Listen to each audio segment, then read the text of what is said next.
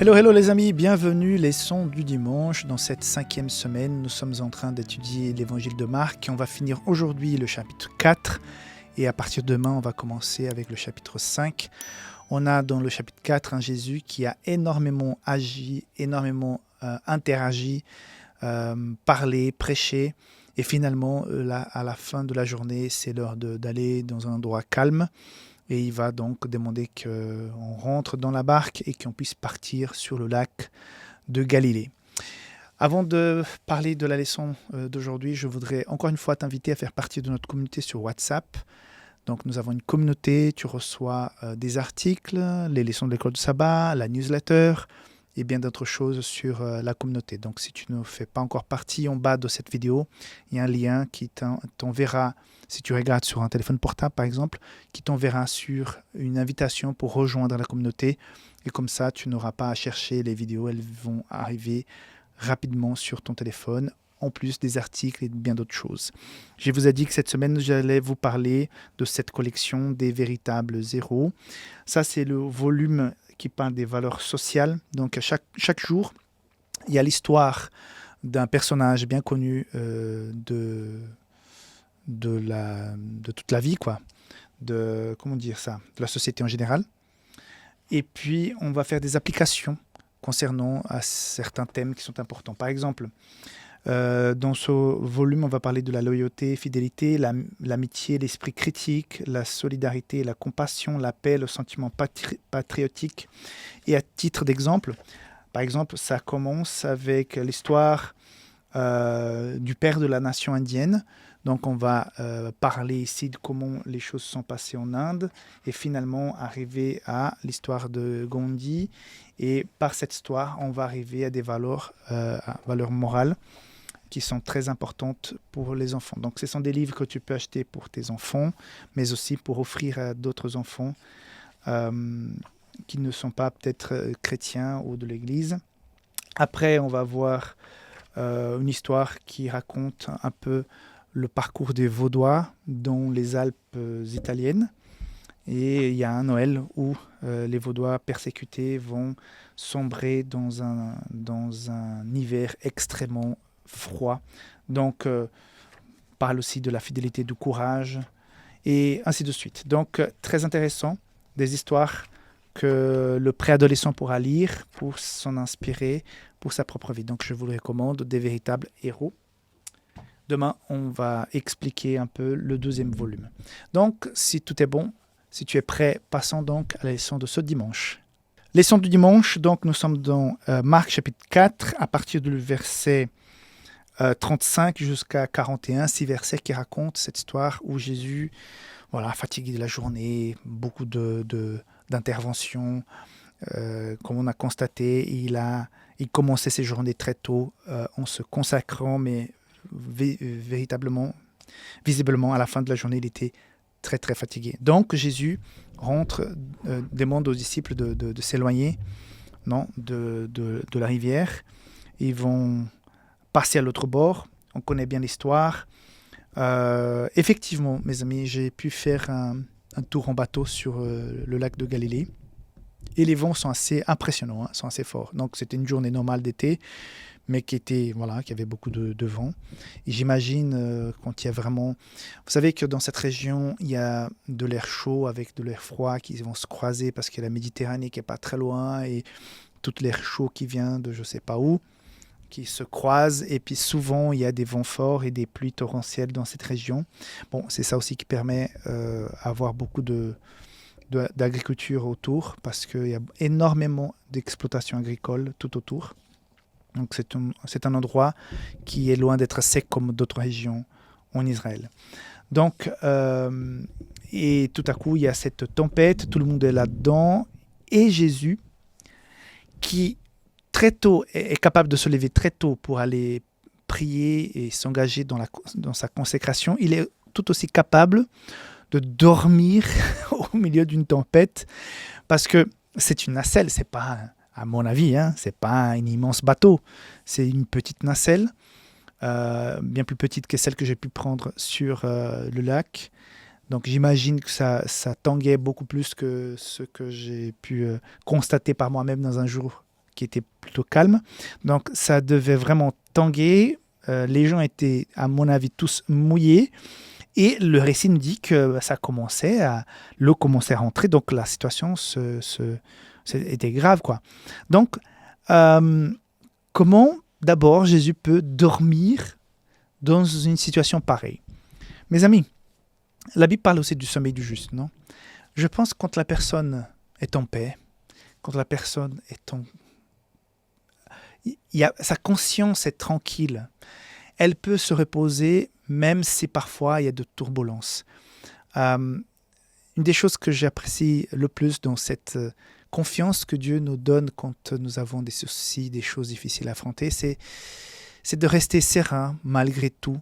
Je comprends que la plupart des problèmes, on va dire, souvent on dit la moitié des problèmes vont se régler par eux-mêmes après un certain temps. Avec le temps, ça va se régler par soi-même. Et souvent, au départ, on est stressé, on est angoissé. Et voilà, ça va se régler avec le temps. Mais Jésus, il est confiant, il est tranquille, il ne s'embête pas. Il est en train de dormir même si la tempête est assez forte. Autre chose importante ici, c'est que c'est Jésus même qui a demandé aux disciples d'aller sur le lac. Jésus lui-même. Et même si Jésus avait proposé ça, même si Jésus était dans la barque, même si, voilà, le Fils de Dieu était avec eux, voilà, on pourra dire il y a aussi les anges et toutes ces entités qui protégeaient Jésus et les disciples. Malgré tout ça, il y a le vent fort qui arrive, il y a cette crainte de périr dans le lac, parce que tout simplement, le vent est trop fort et ça va peut-être renverser la nacelle, ou bien elle va plonger. Et là, on comprend très, très facilement que ici-bas, même si tu es accroché avec Jésus, ça n'empêchera pas qu'il y aura des moments très compliqués, des moments difficiles. Et on n'a pas à accuser Jésus. Ah, Jésus, pourquoi tu fais rien? Jésus est avec toi. Jésus est là. Et malgré sa présence, ces choses arrivent. Ce que Jésus attend, c'est qu'on puisse faire comme les disciples ont fait. Mais ce que les disciples ont tardé à, entre guillemets, le déranger. Je pense qu'au départ, ils étaient déjà inquiets. Mais c'est seulement quand ils voient qu'ils vont périr qu'ils vont finalement faire appel à Jésus. Et ça, c'est ça qui est intéressant dans cette histoire. Parce que ça reflète exactement comment nous sommes, toi et moi. Parfois, les choses commencent à se corser, mais avant de rendre, de faire appel, de donner les clés de la situation, des circonstances qui nous entourent par rapport à ce problème entre les mains de Jésus, on essaye de régler par nous-mêmes et c'est quand ça va vraiment pas qu'on va finalement ouvrir notre cœur et dire Seigneur Jésus, je ne peux plus, viens intervenir.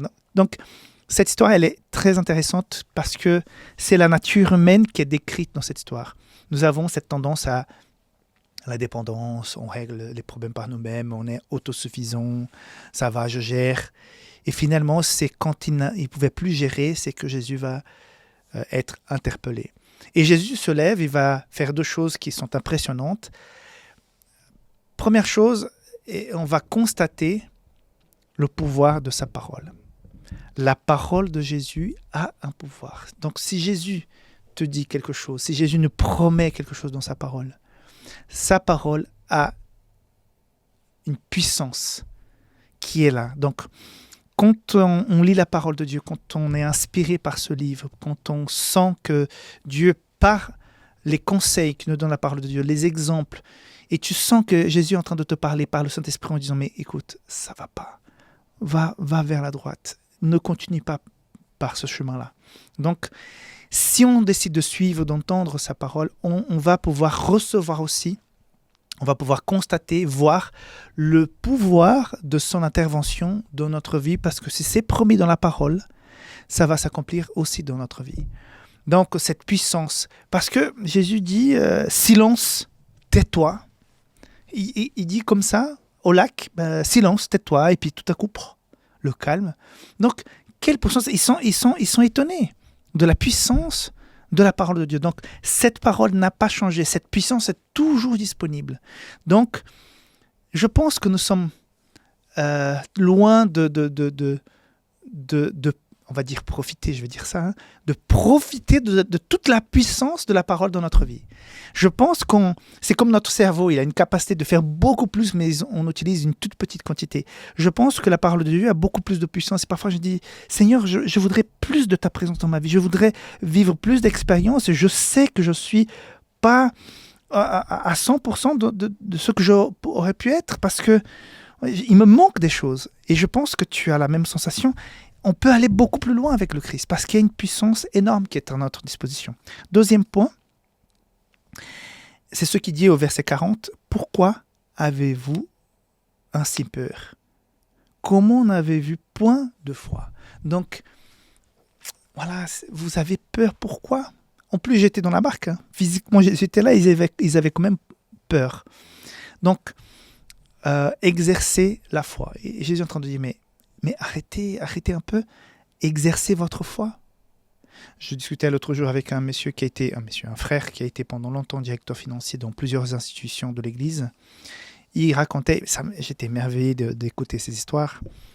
Il racontait les moments où dans ces institutions il était trésorier, il y avait pratiquement plus d'argent, il fallait payer les salaires, il n'y avait pas de l'argent dans la caisse pour payer les salaires, les jours arrivaient et à combien de fois tout à coup il y a un versement, un chèque qui arrive et c'est justement la somme qu'il fallait pour pouvoir faire face aux dépenses du mois. Et à chaque fois, il disait, Seigneur, c'est pas mon problème, c'est le tien. Et il disait, mais à chaque fois que je me couchais, je disais, Seigneur, maintenant je te passe le relais, cette institution est la tienne, que tu puisses gérer. Et souvent, quand il se levait le matin, des problèmes qu'il avait la veille étaient résolus le lendemain matin parce que Jésus avait intervenu pendant la nuit. Donc, nous manquons de faire usage de toute cette foi, de cette puissance qui est à notre disposition. Donc, profitons, entre guillemets, de tout ce que Jésus nous offre.